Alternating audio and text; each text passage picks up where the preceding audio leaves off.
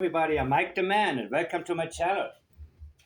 So, in addition to the last part, well, thank you first of all for your answers to my question. What percentage of apologies you have received in your whole life do you think are sincere?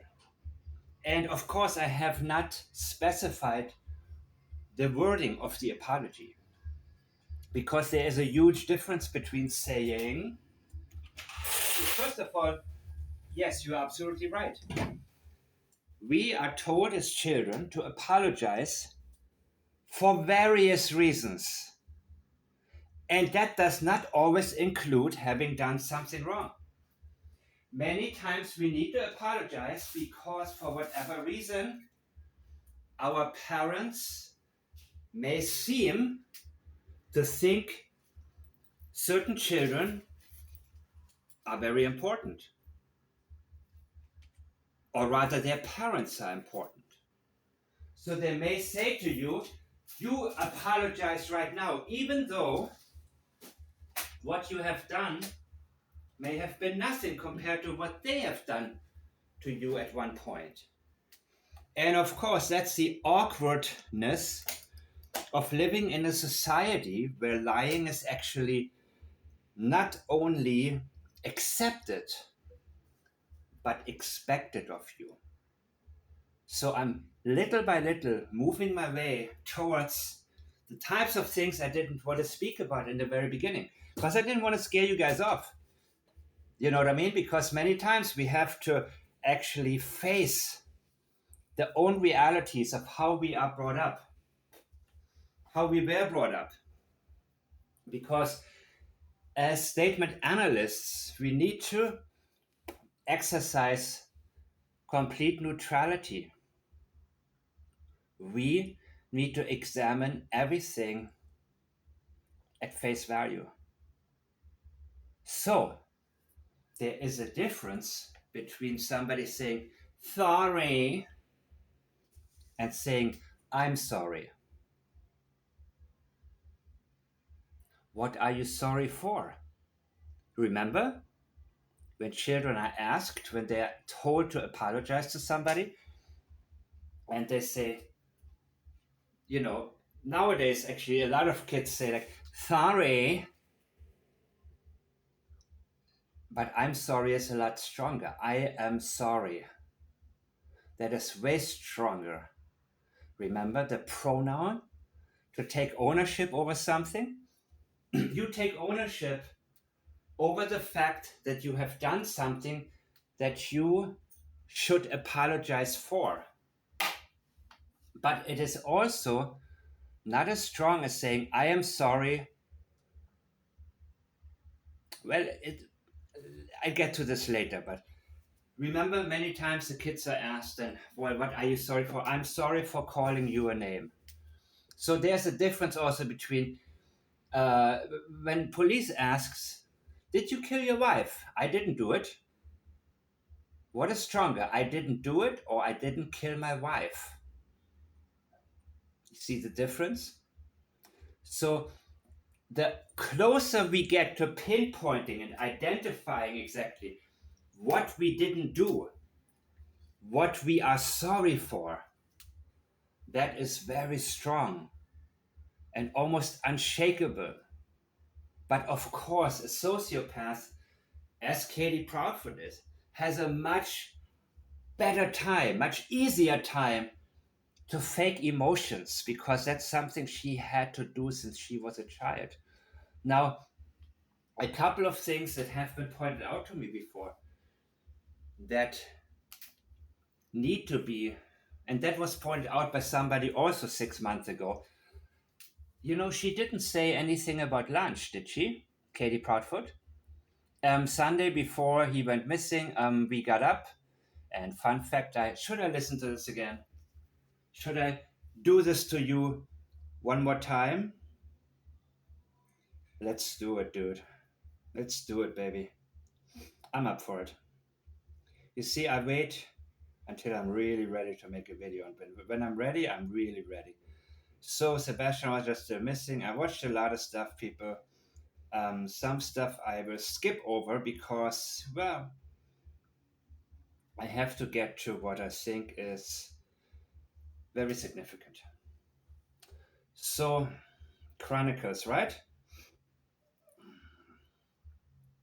Shalala. Chronicles of Olivia. Search history.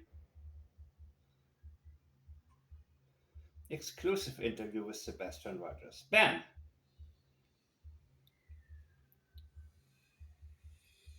You see the stupid commercials on now?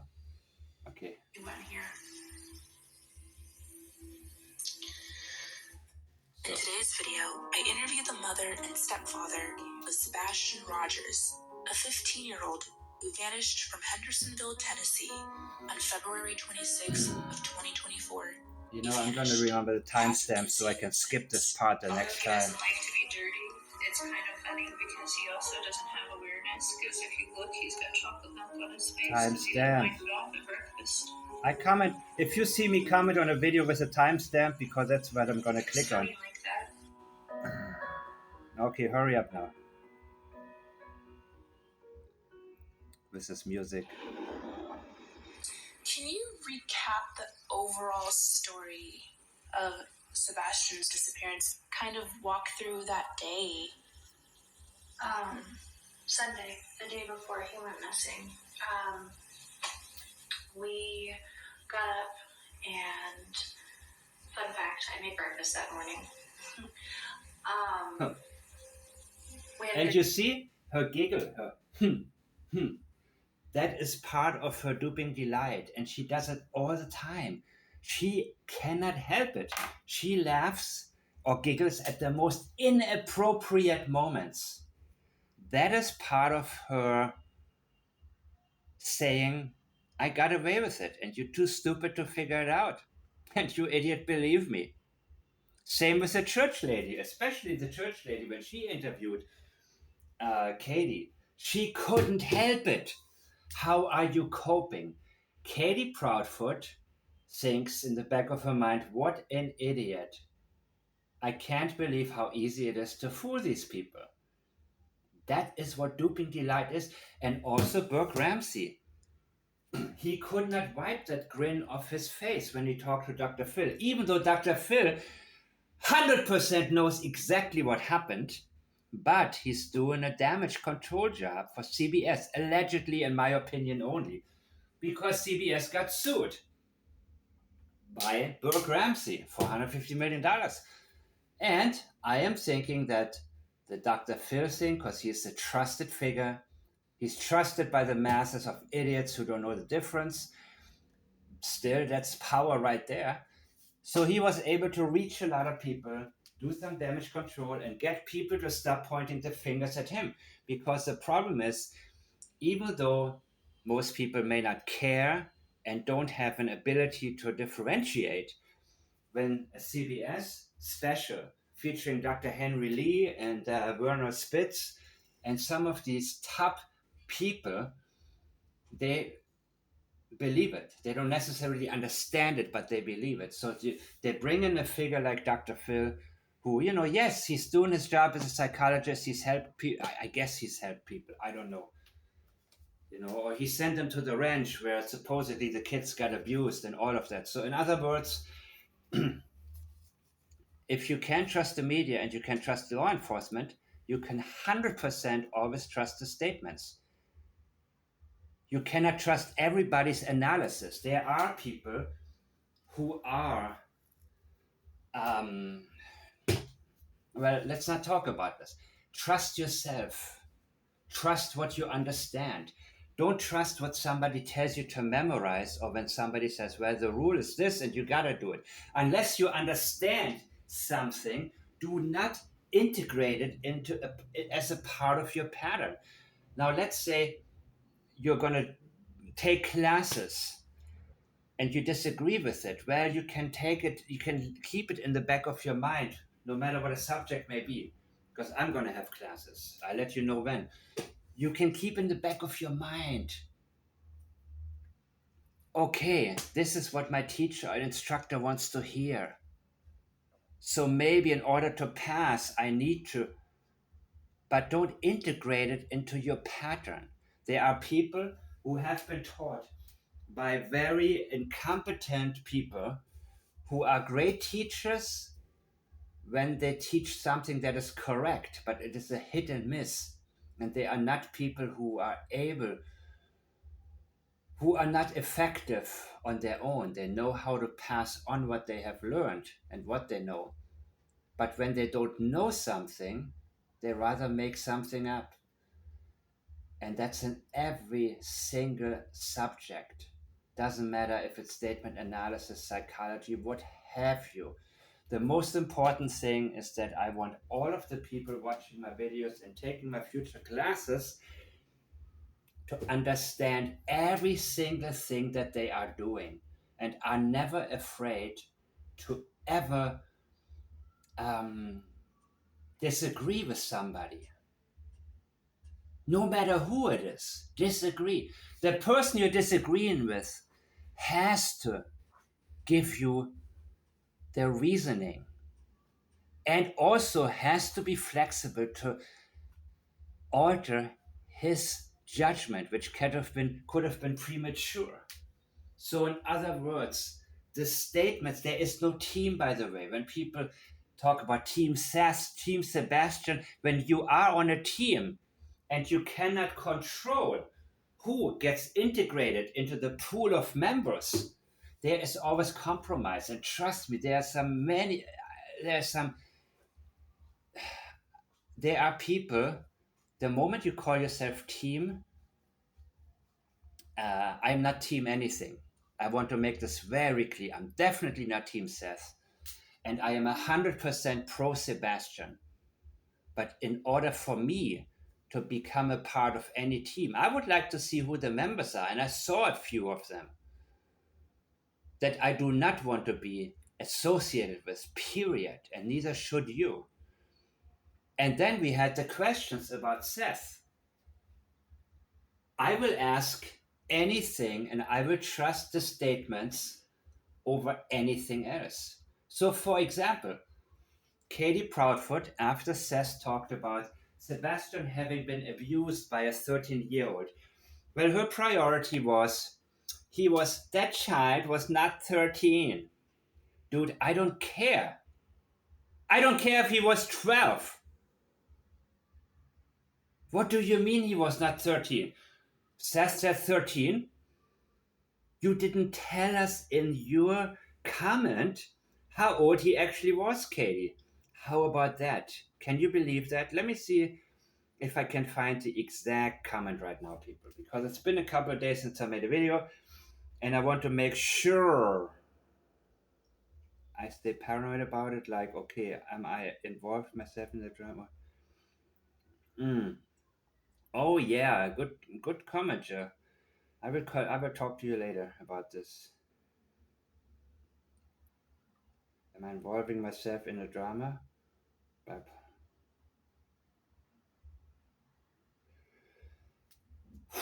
ooh, sorry. Yes, I allow myself to get sidetracked, by the way, because you can too, as long as you understand exactly what you are talking about, and as long as you understand every move that you make, not just listen to me and the rules, and me saying, okay, this is how you go about it. Yes, listen to the approach, but understand. Okay, Katie said that child was not 13, and we did not. Okay, two nuts, both nuts are capital or letters. Allow my son to be abused. Well, he was abused under your watch, Katie Foot. We contacted also capital, every single letter, authorities. My son received all capital letters, ALL, all capital, the available help he could get. You see, she is going for the impact with capitalizing the same sets of two words the same way. Okay, he was not 13. How old was he? 12 and a half? She doesn't tell us. She doesn't want to seem ridiculous, and she wants to make Seth look like a liar. Sorry, like a liar. And we did not allow my son to be abused. Well, duh. Nobody said you allowed. Allowing is a willful act. I allow you to get abused right now. No, you were negligent because he was 8 years old. And let's say this boy was probably 12. Otherwise, you would have said, oh, he was only 10. But because he was probably almost 13, 11 at the youngest. I doubt it. I doubt it. That is your priority because that's the only thing you got. That child, I will post this later on, this image, by the way, so you guys can have a reference point. That child was not 13. Not 13. That is the only thing that you got to try to prove that Seth is a liar. So Seth got the age wrong. Who cares? He was old enough to abuse Sebastian in the worst way possible. We did not allow. Yes, you were negligent. You didn't actively allow. Well, you better not. You better not, that's like one of those stories where children get sold for crack cocaine or something like that. No, that's not your style. I give you that. My son received all the available help he could get. According to Seth, and I believe him, a year ago he finally started to get therapy because they wanted the quick fix, as many parents do. And that's what her language here reveals. There's no compassion, there's no anything. We are so sorry that this happened. I cannot forgive myself. I should have known. That's what mothers of a child who was abused in such a way under their care often say. And the same way, parents blame themselves for more than other people blame them. For example, Peter Hyatt talked about it all the time, that one of the people that he worked with, or where he made an analysis, that a father said, you know what? His daughter got killed. And he said, you know what? Hadn't we moved to Arizona for my new job, for my, I should have refused the transfer. She would still be alive. These are the kinds of thoughts that the parents are expected to have. They blame themselves more than others do. That is normal because they have that instinct, the maternal or paternal instinct, that nobody can enter, nobody can do anything about. So let me just continue. We contacted all authorities. All? Okay. My son received all the available help he could get. No, there's a lot more available if you really dig into it. And Seth, I believe him when he said until a year before his disappearance, he didn't start to get the right help. And I believe that this type of help also encouraged him to stand up for himself and not be abused anymore, including by Mr. Chris.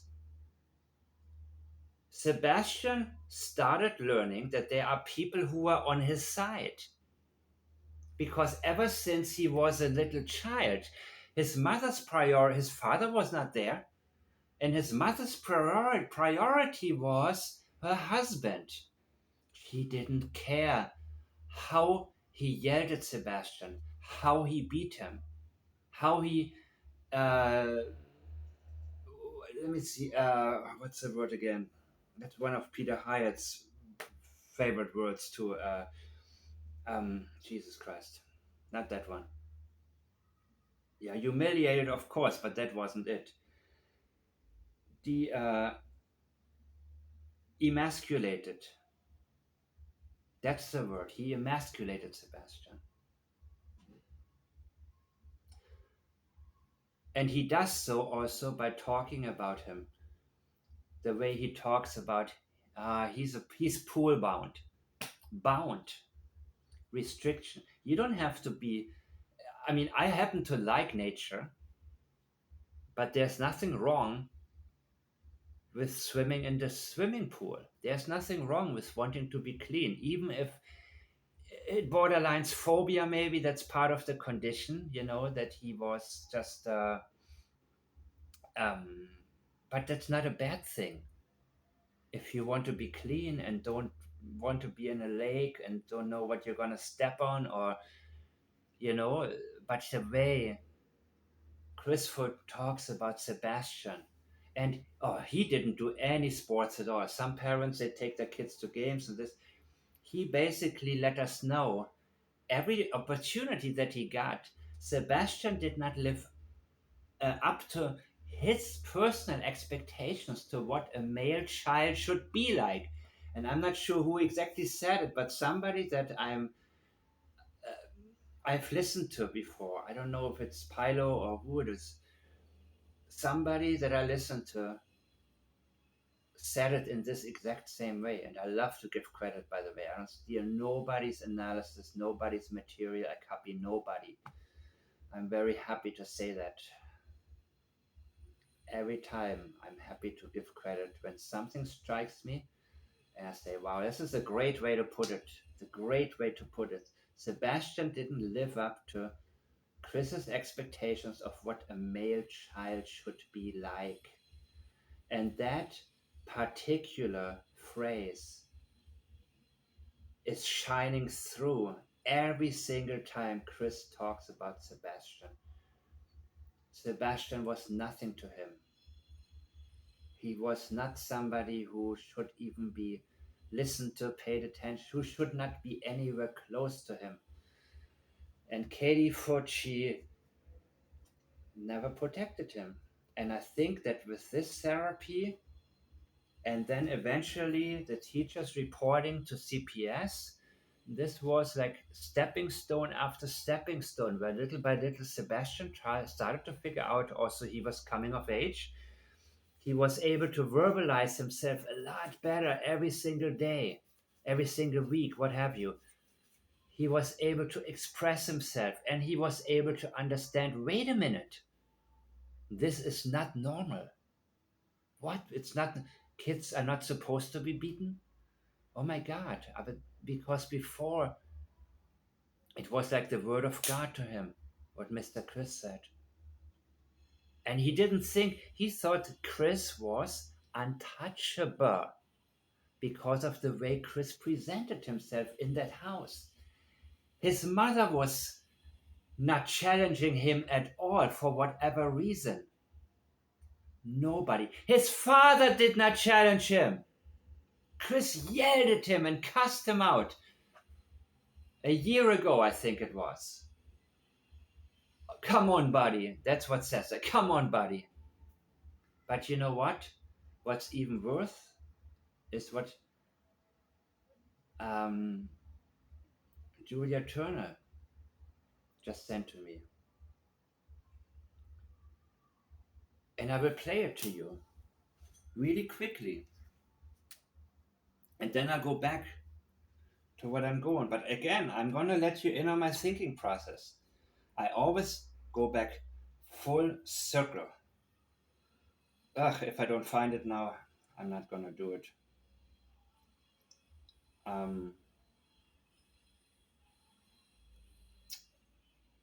Jeez.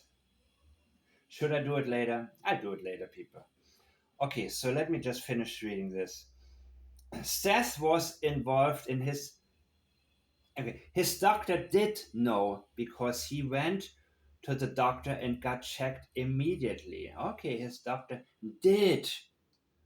Notice her pattern. We need to learn about people's patterns. Did know.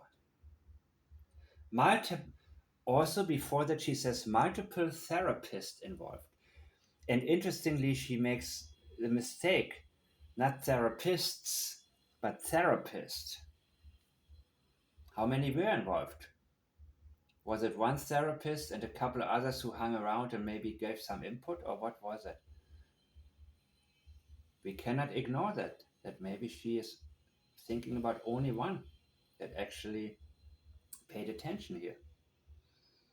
His doctor did know because he went to the doctor and got checked immediately. Okay, Seth was involved in his therapy as well. I have no doubt. Okay, but the abuse still took place, Katie Foot. The abuse took place under your watch. You don't understand what Seth was saying. Seth isn't saying you rented out your son or you got paid to get him trafficked or anything like that. That's not. He said under your watch it happened. Is Katie a good mother? That's what Vinny asked her. No, no, not Vinny. Sorry. Uh, I think a lady, somebody else. Somebody. He was asked, "Is Katie?" He folds his arms and says, "In my opinion, not." Remember that? Not in my opinion. And then he started talking under their watch. My son was abused and raped. That's what Seth said. So now what we're gonna do? We're gonna talk about how you didn't allow this to happen. You didn't give that child or that child. If I have a problem also, there's a difference between pre pre-puberty and after. Compare you make it sound like he is the same age like Sebastian, almost.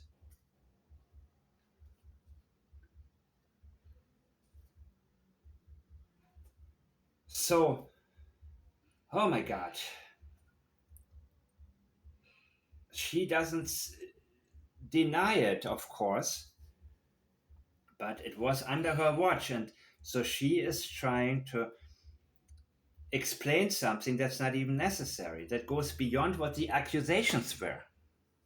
So she's trying to hide some responsibility here, and most likely there were warning signs. They may have been subtle, but maybe she picked up on something. Maybe she herself was not sure, because I consider Katie Proudfoot to be a highly intuitive person. And she ignored it because she figured, you know what, we're having a good time with the other parents and me and my husband, and no, I don't want to get into this with my husband. If I worry too much, then he's gonna get, you know what I mean? There are different reasons that she may have had not to listen to her instinct.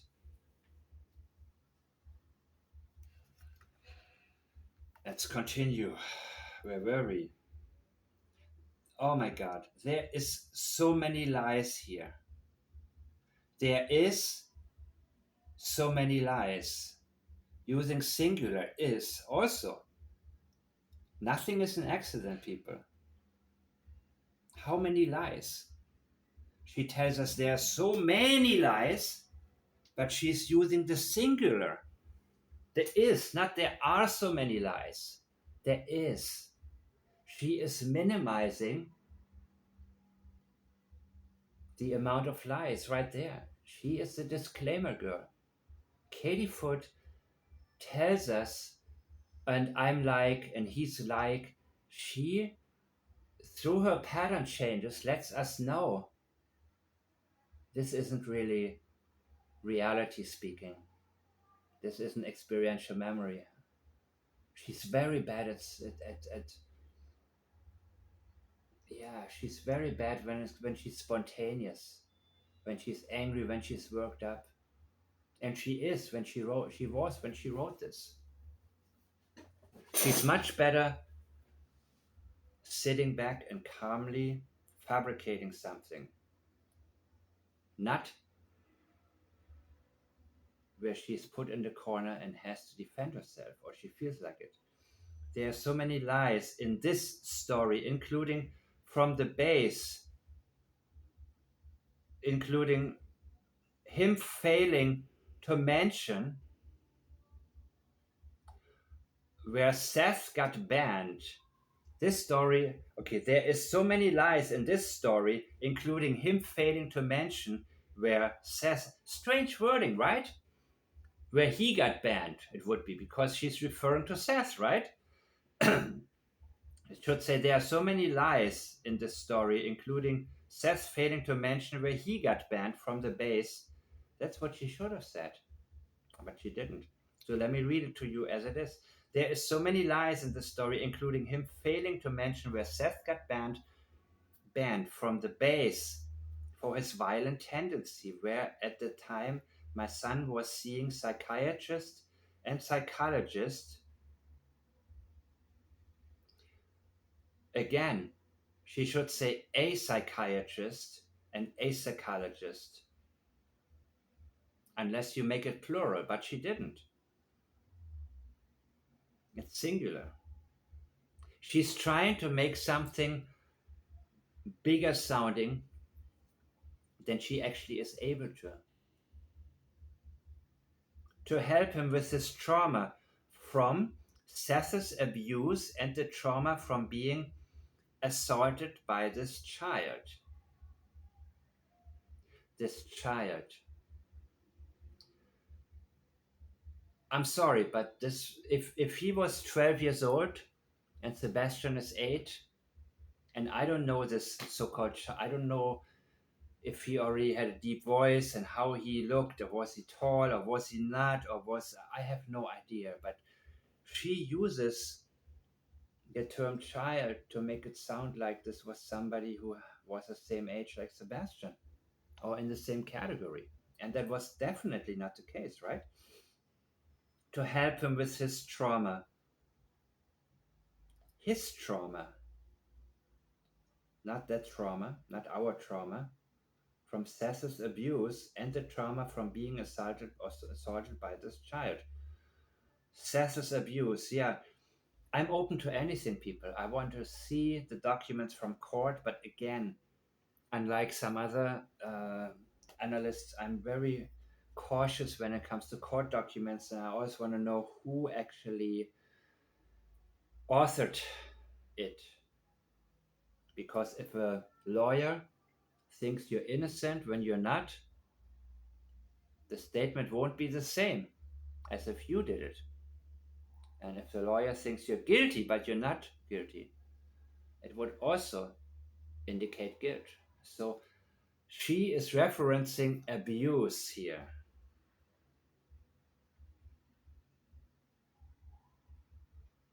And violent tendencies. But she doesn't say Seth abused me, Seth beat me, Seth, at least not here. In court documents, I think it's different, but I will look at them also.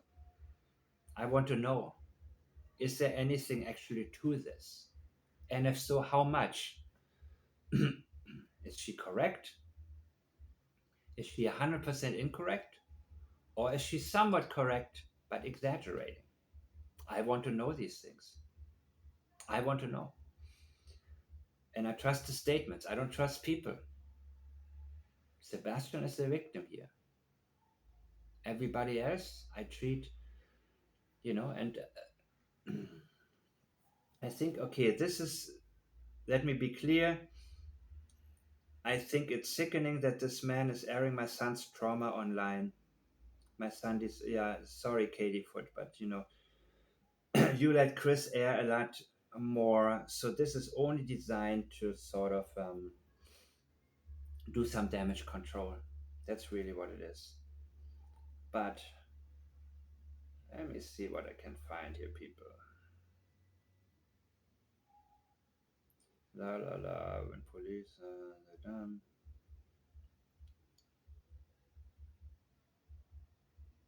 Hmm. Should have prepared for this, huh?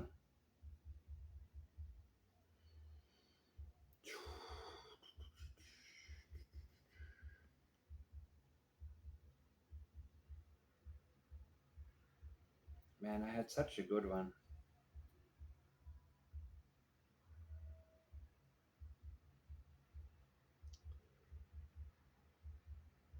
Yeah, you see, here's this thing this JLR investigates. Never mind. Should I go back to just what I was planning to do? Let's go back to this. Settling. Um, we had a good time. We were laughing, we were joking. He talked to family on the phone during breakfast to brag.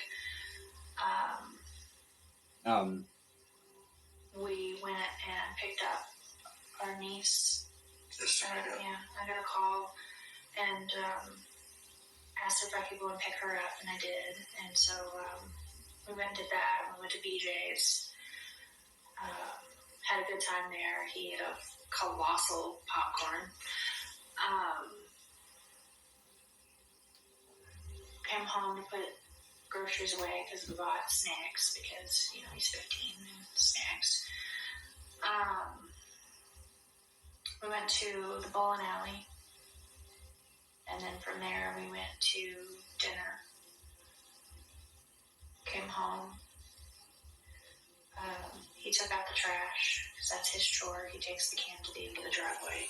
okay, so what did he have to eat other than breakfast and dinner? Except the colossal popcorn. Did he not eat lunch? Remember? He gets overstimulated. He gets rambunctious. They're controlling how much he can eat. So normally she doesn't make breakfast. But I guess that day, even though he didn't have lunch, he ate more than usual. And seriously, one of you made it so clear with the terminology. When you look at the Texas Roadhouse video, he was wolfing down that food. One of you guys commented like that. And I agree 100%. The way Sebastian was eating, that is not normal. He couldn't wait to get that stuff in his stomach. He was desperate for food. That's how he appeared to me. The noise outside, sorry. He appeared to me desperate for food. Like he hadn't eaten in a long time. And of course, now I realize also that medicine that he, what is it? It's an anti. Oh my God! Let me look it up. Let me look again. It starts with an R.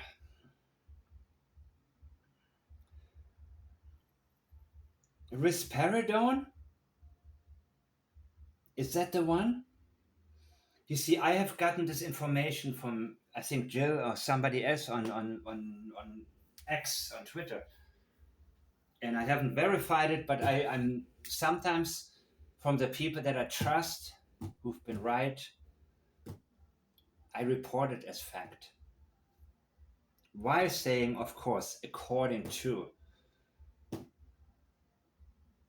which benefits in two ways, right? A reference, a credit, and also disclaimer, just in case there's a mistake, wasn't me. So, risperidone, by the way, that lake, that pond, the retention pond, the police is absolutely worthless in this case. I'm telling you, it took them 3 days to turn 180 and look at the Proudfoots. I knew immediately something is wrong. I knew immediately when I saw the 3 a.m. lights and I heard about the timeline. My first thought was he drove down there. Took him 3.5 hours, maybe less because at night traffic. But he wouldn't be speeding, right? Chris wouldn't have been speeding because he wouldn't have wanted to have. He needed an alibi. He wouldn't have wanted to have some cop come up on national TV and surprise him and say, "By the way, I wrote this dude a ticket somewhere, 1 a.m. between Memphis and Hendersonville, you know." So anyway, is that what they gave him? Risperidone, sold under the brand name Risperdal, among others, is an typical Antipsychotic used to treat schizophrenia and bipolar disorder as well as aggressive and self-injurious behavior as well as aggressive associated with autism spectrum disorder. It is taken either by mouth or by injection. The injectable versions are. Wow, is that what Sebastian was prescribed? Is that normal for autistic children to be described something like antipsychotic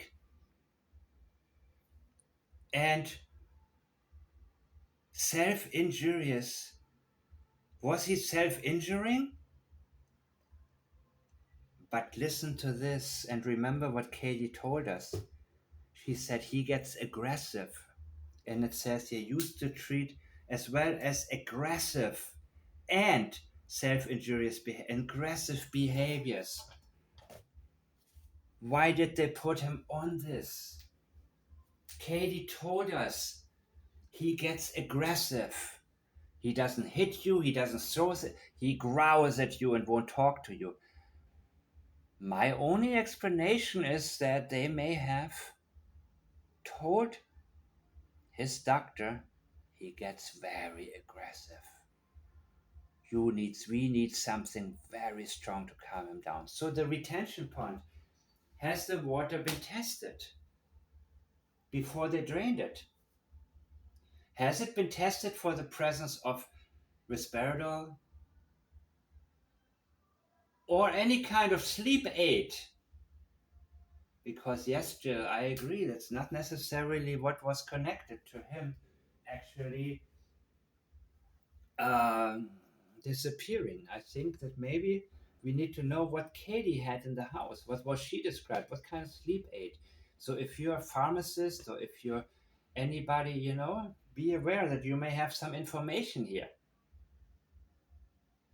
And how much is left in the house? How much is unaccounted for? What else did Sebastian get prescribed? I don't know. I don't know. They won't tell me. I don't know. And I don't care. We're getting there little by little. Now, side effects include weight gain, drowsiness, fatigue, insomnia, dry mouth. Oh my God. What the heck, man? Common side effects include weight gain. Yeah, because your appetite increases like crazy. Imagine you're being starved by your own family and then you take something that makes you even hungrier than you otherwise would be. Include weight gain, drowsiness, fatigue, insomnia, dry mouth. Jesus Christ. Insomnia? Oh, that's great. He wasn't physically active all day and he cannot sleep. Anyways, he had problem. Didn't Chris Foot say that even? He said he just had a problem sleeping all the time. There we go. Constipation, constipation, well, that didn't work. Yeah, maybe it did actually. And then you go to the bathroom at the wrong times. But again, that's more about, you know, more likely abuse related than anything else. Elevated prolactin levels and restlessness. Serious side effects may include the potentially permanent movement. This is according to Wikipedia, by the way. Okay, disclaimer. Disorder, tardive dyskinesia, as well as neuroleptic malignant syndrome and increased risk of suicide and high blood sugar levels. Yeah, that's wonderful. In older people with psychosis, yeah, I think I've read enough, man. No, they probably gave him sleep aid. And the retention pond should have been tested. Whatever was in there should have been tested. At the end of the driveway. So, I'm assuming he didn't have lunch. He probably tried to get some snacks. And that's why she got angry and said, I'm gonna go home now and put away the snacks. He's 15 and snacks and snacks. You know what I mean? Snacks, snacks. Yeah. Jesus, Katie, man. You didn't properly nourish him. You changed your plans. You should have taken him swimming or something. There's no here's the thing about Katie. As Chris started to hate Sebastian, Katie grew so cold towards him that she absolutely had zero concern. And Chris said, pick up our niece. And that's right. From his perspective, it's not just his, but Katie is his wife. So our niece makes it a little bit stronger. You're responsible too. She's your niece as well. I doubt he referred to Sebastian as our son before, by the way, until it was time to give interviews. Yeah, I got a call and I'm asked if I could be. Okay, we did this already, right? You know he's 15 and say, that was a problem. I'm gonna put the snacks away now because you won't stop eating them. He probably opened them because he's starving. Went to the bowling alley. We went to the bowling alley. Who was there? Was his niece? Was the niece still there? Probably not. But he left this. She left this part out, right? When did the niece get dropped off? Because if from there they went to dinner and she wasn't there, then this would be likely the part where dropping her off got skipped. But Katie didn't make a big deal out of it because she didn't want the niece to be around anyways. You would make a big deal if you had a best friend that you haven't seen for a while and you're not going to see for a while. Oh my God. I dropped off my friend and said goodbye and wished him the best on his upcoming exam. And then, that's when you care about somebody, or when the goodbye is something that's worth mentioning because it was a hard goodbye or a significant goodbye. Not even that significant. She completely skipped that part. She was happy to get rid of her because she didn't want her around anyways. So, by the way, somebody said that they spent some time at that house after they put they didn't just put the grocery. I think Julia sent me this from a still missing. Wait a minute. Let me see this. Okay, let's see. Literally now every detail because we have upgraded. Wait. I don't know what this is. Voice and video. Oh, guys, just wait. Okay. We went home after PJ's for a little while. Now, this is very important part right here. We went home after BJ's ... for a little while. Now remember, they were at BJ's before noon.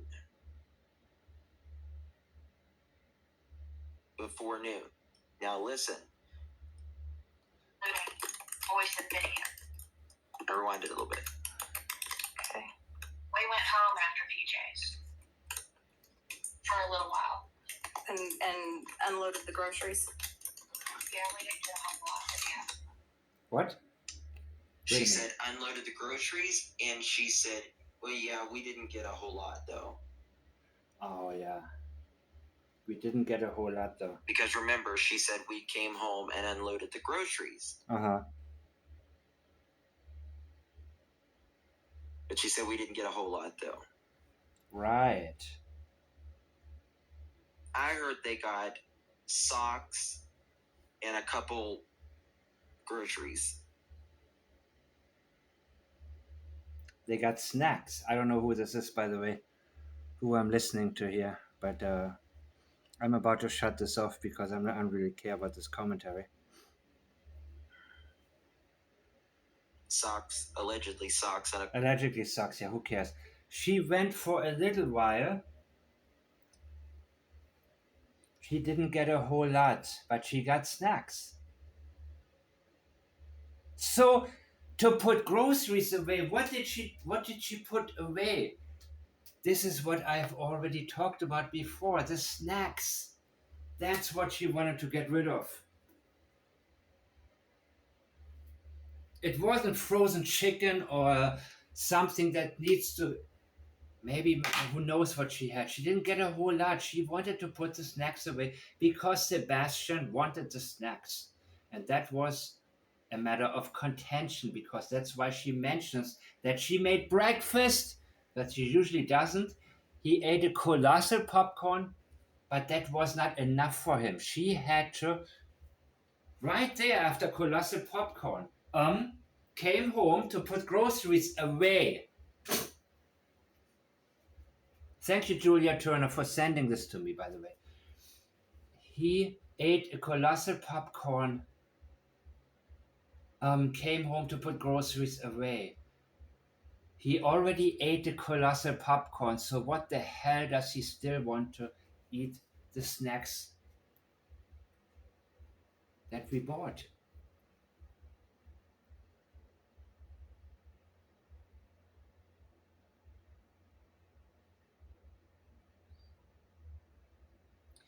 And I don't know, where did they buy it?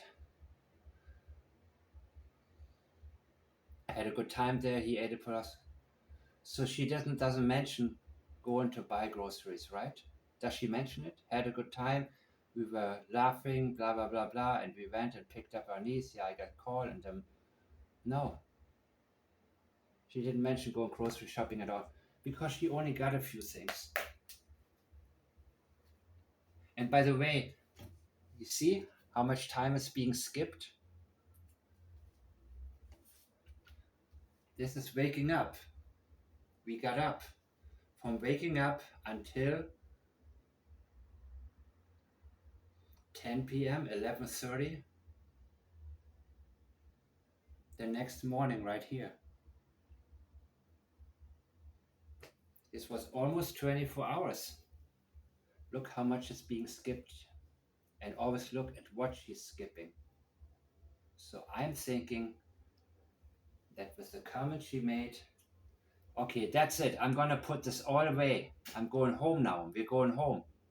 And maybe at that moment, she was already fed up and dropped her knees off. I'm thinking that she said, I cannot handle this. My son, by the way, who cares if he eats? I mean, but she was set on not letting him have any snacks or too much food, because maybe she thought that will keep him up at night and he won't be able to sleep. And she wants to make sure that she has alone time with Chris Foot on the phone. And Chris will not hear him, Sebastian, in the back. But there's a reason she's telling us how much food he already had. So she was worried. If he eats these snacks, and she wasn't looking into proper nutrition for him. She was already done. She already grew cold towards her own son, because we bought snacks. She's telling us why she put groceries away, because I don't know if she bought anything else. I don't know where the socks came from. Maybe she bought a pair of socks. Who knows? Who cares? Socks are not where it's at. They don't keep you up at night. Allegedly. Away because we bought snacks. That's why she put the groceries away. Because he's 15 and snacks. She's telling us, and she's using his age to imply that Sebastian was addicted to snacks or couldn't stop eating snacks. You didn't tell us about you went shopping. Where did you get the snacks? I don't know. We put groceries away because we bought snacks. What else did you buy? Nothing mentioned. That may have been all she bought. Only snacks. Because he's 15 and snacks. So maybe she dropped the knees off right there and said, listen, I cannot handle this boy. He, maybe the niece wanted to get some snacks and she let her have it, and then Sebastian wanted them too. and didn't have it. So maybe that's when Katie already. She seems like somebody who snaps easily, by the way. She seems like she's always like one step away, and she knows it. So I have no doubt if she had a real interrogator asking her the right question, she would snap right there. I don't think she would confess, but you would see a meltdown from hell. And she knows it. She knows her limits. That's why she is very, very careful. She is so careful and so nervous. That's why she stumbles over her own words all of the time. This could have been summed up into we put the snacks away because Sebastian is 15, meaning we put the snacks away because Sebastian wanted to eat more of them. And he already had the colossal popcorn. You see how simple this is once you decipher it, once you get to the center of it, and when you have something that adds to it, they spend some time at home. Maybe the mother picked up the niece from home. Maybe she called the mother and said, pick her up right now because, you know, went to the bowling alley. We went to the bowling alley, and then from there we went to dinner. So if you said then from there you went to dinner, was it just you and Sebastian? Because you were at dinner together. No niece. Why are you not telling us? Did her mom pick her up from the bowling alley? We went to the bowling alley? No. More likely this happened down here. We went to the bowling alley, and then from there we went to dinner. Came home, not we came home, came home. There is no more unity. There is no more we. You see, in this part of the statement, there is no more we. We, our, we. We. There will not, here, another we. Went to dinner. There was still some unity there, but from there was absolutely zero unity. Because at that time, she saw how he was wolfing down the food, and she figured, this boy ain't gonna sleep. I don't know what to do now. He has to go to sleep. Came home, and he took out the trash because, of course, you don't need to justify why, but he feels a need because that's his chore. He takes it to the end of the driveway. About 9 o'clock, told him, not I told him, told him to go to bed, and he came out of his room. Why do you feel the need to tell us that? I talked about it in my last video already, that what took place was downstairs, giving him all of that medicine, pumping him up. He was playing and he said, good night, mama, good night, puppies, I love you. She doesn't say anything. Went to bed.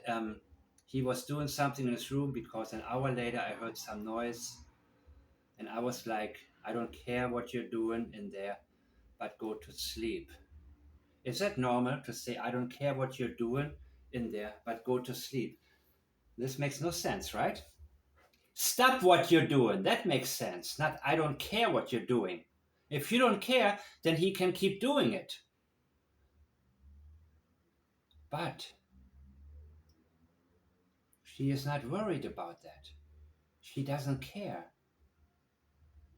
because he's not able to do anything. She over-medicated him. He fell. But go to sleep. And about midnight, I got up and I went to bed. And 6 o'clock, I went to wake him up for school. Monday morning, she feels a need to say Monday. And that's when he wasn't there. No, he wasn't there before that, because that's why she feels a need to say that's when he wasn't there. Look, much of this I've already discussed, but I want to get into a few deeper details, of course. I heard some noise. Some noise. She's minimizing it now. She doesn't want to mention that there was a third. And I was like. That's not really what she said when she says I was like. I don't care what you're doing in there. As long as you're in there. You have to be in there. That's the important thing. You cannot be here. Go to sleep. She doesn't care because she already gave him the meds and knew he was going to be knocked out. She heard some noise. An hour later, so he was doing something the whole time? That's not what she is saying.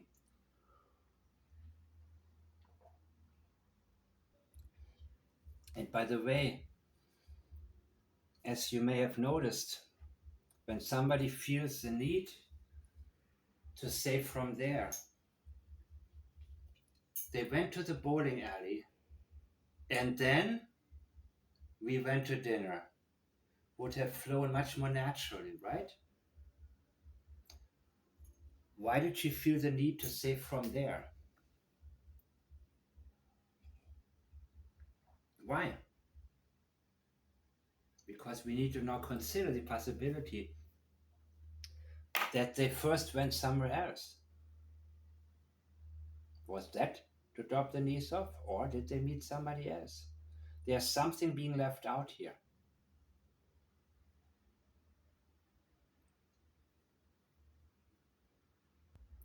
But also consider this now. He came out of his room where he was playing.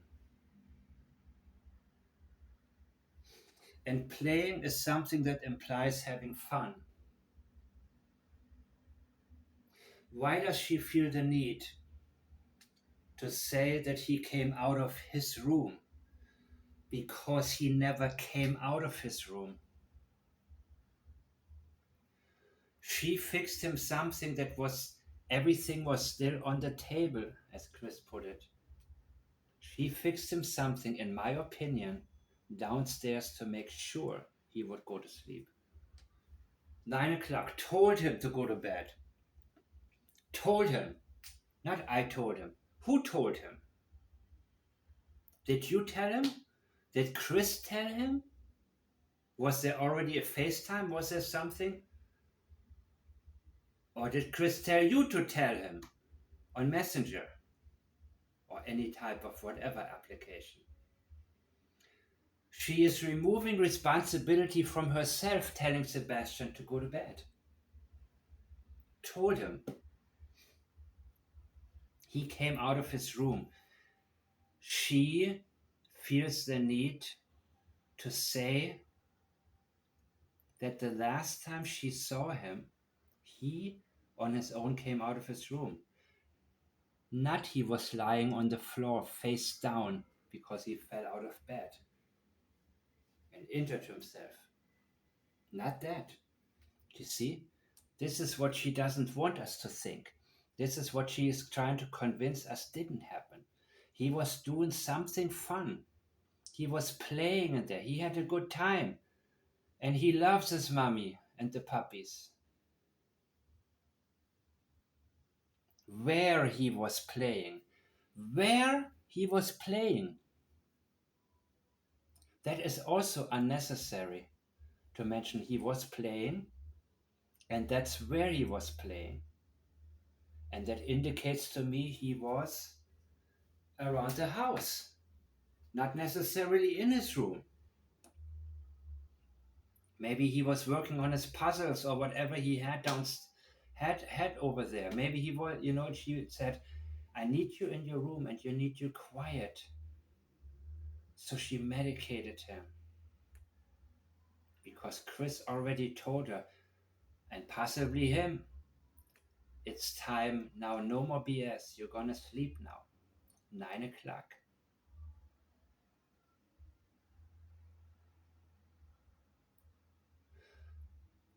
and he was doing something in his room because an hour later I heard some noise.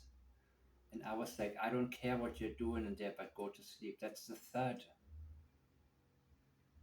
And she doesn't care what he's doing because he cannot do anything but go to sleep. And about midnight, I got up. One thing that we have to realize, though, for certain, is that even though Chris Foot was far away, he was controlling what was going on in the house. Our niece, he decided, I don't care what plans you had with Sebastian. You're going to pick up my niece and make her part of the day.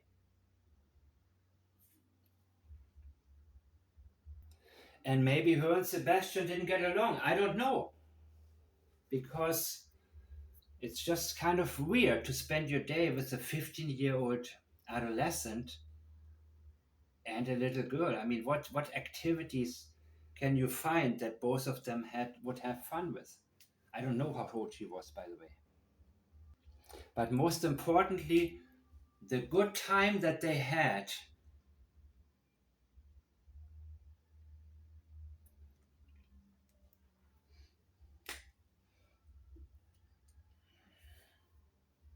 it was all interrupted with picking up the niece. Because when it came down to it, Katie Foot didn't really have an issue with her son other than Chris wanted him out. Otherwise, and I hate to sound like that because then people will say, oh, you're making, no, I'm not making any excuses. It's a mother's responsibility to stand up for her child against anybody, including a stepfather or, if necessary, the biological father, if that one turns out to be abusive. And she did not do that at all, to say the least.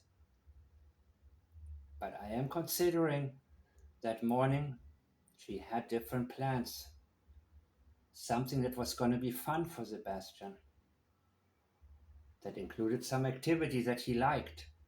So he wouldn't sit at BJ's and eat, and at the bowling alley just not even go bowling.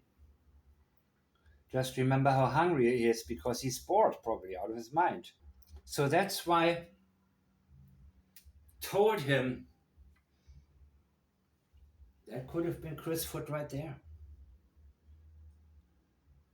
So no, I cannot say for sure when the niece was dropped off. But she's avoiding that.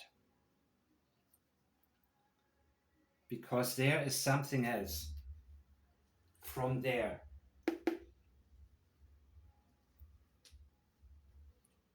she may have gone somewhere else, and that can also be very significant in terms of why there was such contention. Something happened at that bowling alley. Something took place,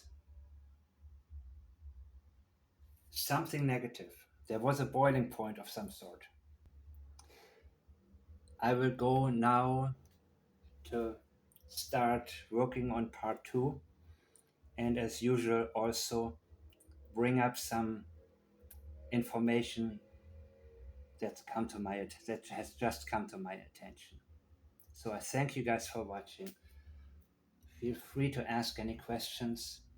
Stay tuned for other posts and questions for all of you, and I see you next time.